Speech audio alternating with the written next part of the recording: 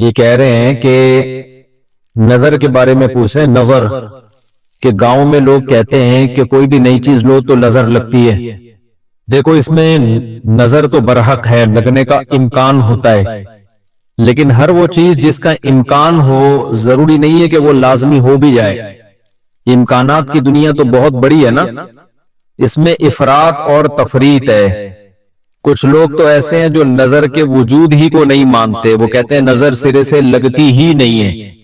اور کچھ لوگ کہتے ہیں ایسے ہیں کہ اس میں بہت مبالغہ کرتے ہیں، ان کو ہر وقت لگ رہی ہوتی ہے ان کے رائے کے مطابق کہ اس کو لگ گئی، اس کو لگ گئی، اس کو لگ گئی، یہی چلتا رہتا ہے پروگرام.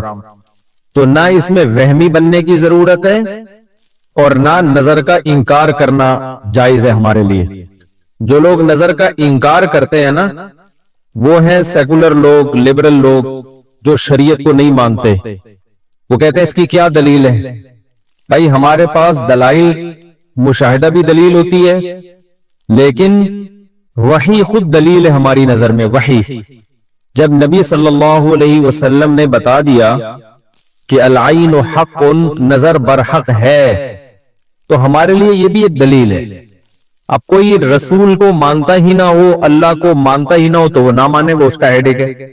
ہم کوئی سائنسدانوں کو مجبور تھوڑی کر رہے ہیں کہ آپ نظر کو مانو. سائنسدان جنت مانتے ہیں کہ جنت ہے؟ جواب دینا. سائنسدان مانتے ہیں موت کے بعد دوبارہ زندگی ہے؟ یہ سائنس کا ٹاپک ہی نہیں ہے بھائی، تو سائنس یہاں تک پہنچی نہیں ہے. تو نظر تو برحق ہے، کوئی بھی اچھی چیز ہو، کوئی بھی بہت ہو، تو اس کو چانس ہوتا ہے کہ نظر لگ جائے.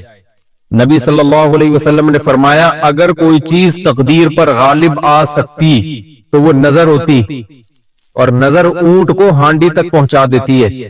اچھا والا اونٹ ہوتا ہے، نظر لگی گیا.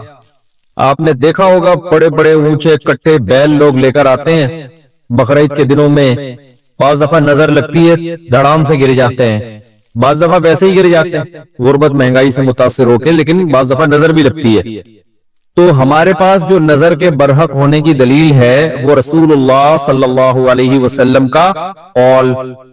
اسی وجہ سے یعقوب علیہ السلام نے جب اپنے بیٹوں کو مصر بھیجا تو خوب لمبے خوبصورت بیٹے تھے، تعداد میں بھی زیادہ تھے، تو ان سے کیا فرمایا؟ لا تدخلوا من باب واحد وادخلوا من ابواب متفرقہ.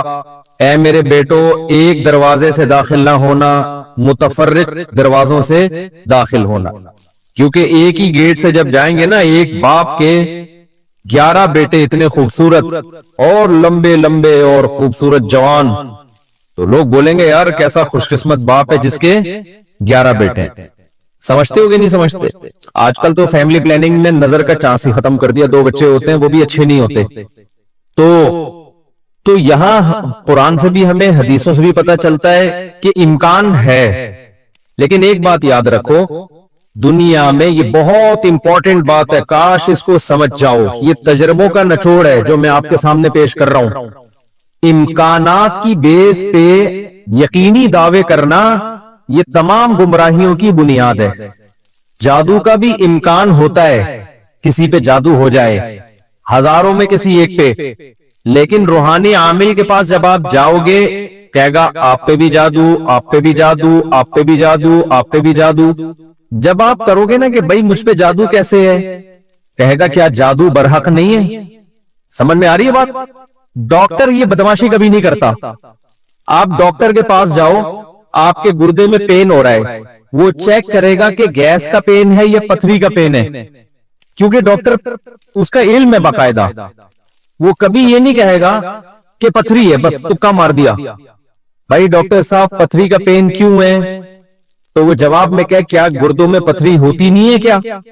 آپ بولو گے ہوتی تو ہے، میرے ہے یا نہیں ہے مجھے تو یہ تو بتاؤ.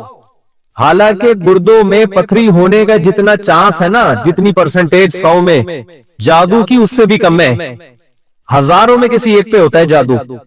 لیکن عاملوں کے پاس جب آپ جاؤ، یہاں الحمدللہ کچھ عامل ہیں جو میرے خلاف ایک فل پروپیگنڈا شروع کیا ہوا. اتنی خوشی ہوتی ہے مجھے، میں آپ کو بتا نہیں سکتا، جب عامل میرے خلاف بولتے ہیں اتنی خوشی ہوتی ہے.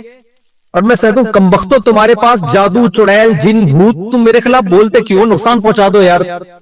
تو اس سے ان کا कमजोर होना और साबित हो जाता है कि ये इन तिलों में तेल नहीं है। खैर, मैं नजर के मौजू को मुकम्मल करूं, क्योंकि रूहानी आमिलों की बात आती है तो मुझे उनके खिलाफ बोलने में सब खून बढ़ता है, मेरा एकदम जोश में आ जाता हूं। ऐसा लगता है कुछ नहीं भी खाया हो पावर आ जाती है बॉडी में। इनके खिलाफ बोलने में मजा बहुत आता है। सिर्फ मस्जिद का तकद्दुस है, बाहर आओ तो इस तरह नहीं बोलूंगा। इंग्लिश में भी गालियां दूंगा, पंजाबी में भी, उर्दू में भी। यहाँ बड़े बड़े आमिल हैं जो बड़े पनप रहे हैं, और हमारे बड़े बड़े मौलाना जा जाके ना उनको प्रोमोट कर रहे हैं, बेशर्मों को, उन बेगैरतों को। खैर, फिलहाल इतनी गाली काफी है। तो अच्छा, मैं क्या कह रहा था यार, आमिलों के टॉपिक आता है तो इतनी खुशी होती है जी। हाँ, नजर की बात कर रहा था मैं। तो नजर में जो है ना, लगने का चांस होता है, ये है, लेकिन चांस से फायदा उठा के हर एक को ये कहना कि तुम पे जादू है, तुम पे नजर है, तुम पे ये है, डॉक्टर ये काम नहीं करता। शुगर का चांस होता है आपको कि शुगर है, लेकिन ये तो नहीं कि डॉक्टर जब तक कंप्लीटली तहकीक न कर ले, डॉक्टर नहीं कहेगा तुम्हें शुगर है, तुम्हारे गुर्दों में पथरी है, तुम्हारे पेट में ये मसला है। हालांकि इम्कानात तो होते हैं, लेकिन आप ये जो ड्रामेबाज लोग हैं ना, रूहानी आमिल, इनके पास जाओगे नजर ही लगी हुई है आपको। लाजमी क्या लगी है? क्योंकि जब किसी के पास कोई फन नहीं होता, इल्म नहीं होता, तो वो सब कुछ जानता है। फिर समझ रहे, डॉक्टर के पास इल्म होता है किडनी का, लिहाजा तहकीक करेगा, 100 में 2 को कह देगा तेरे गुर्दे खराब हैं। आमिलों के पास चूंकि जिन चुड़ैल भूत का इल्म होता ही नहीं है, लिहाजा हर एक पर जिन भी है, चुड़ैल भी है, और भूत भी है, और नजर भी है, और मुवक्किल भी है, और हमजाद भी है, और पता नहीं क्या क्या है, ड्रामेबाजी। समझते हो?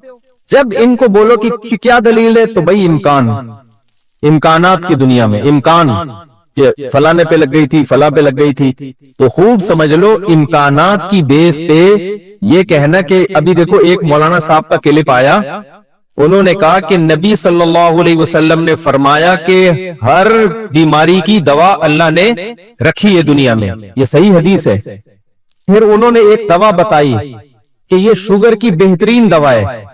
भाई, आप डॉक्टर हो, आप साइंटिस्ट हो, कह रहे मैंने ये कहीं से निकाली है।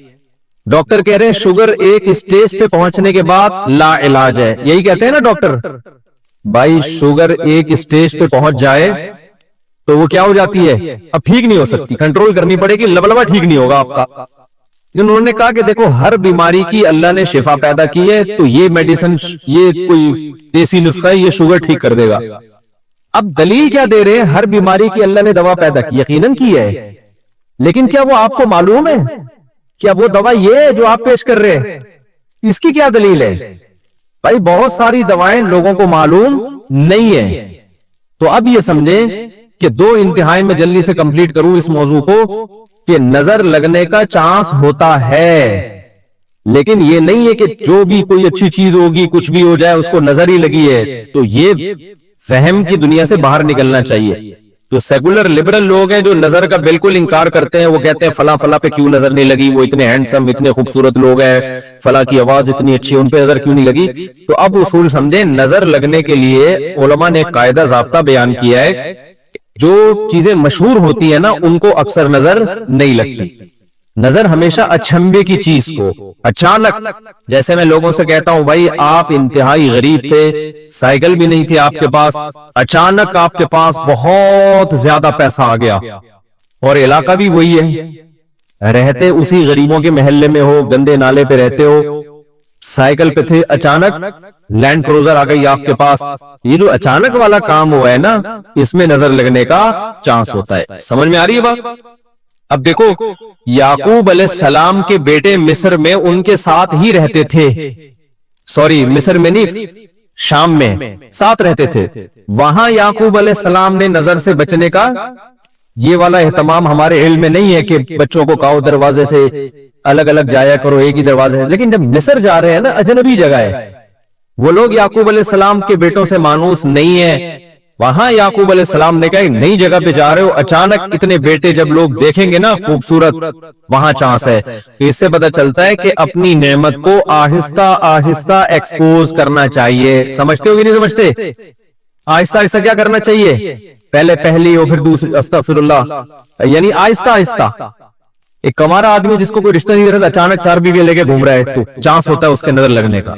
इसलिए एकदम से नहीं, थोड़ा थोड़ा आहिस्ता आहिस्ता, पहली होगी, दूसरी में कुछ पिटोगे, थोड़ी बेइज्जती होगी, थोड़ी इज्जत होगी, कुछ लड्डू कुछ गालियां मिलजुल के, फिर तीसरी, तो इस तरह करके चलाना, ठीक है। तो अचानक कोई नेमत आती है तो उस पे नजर लगने का चांस होता है। दूसरी बात यह है कि नजर से बचने के लिए जो नबी सल्लल्लाहु अलैहि वसल्लम ने दुआएं बताई हैं, उन दुआओं का एहतमाम करना चाहिए। अऊज़ु बिकलिमातिल्लाहि ताम्मा मिन कुल्ली शैतानि व हाम्मा व मिन कुल्ली ऐनिल लाम्मा, ये दुआ पढ़नी चाहिए।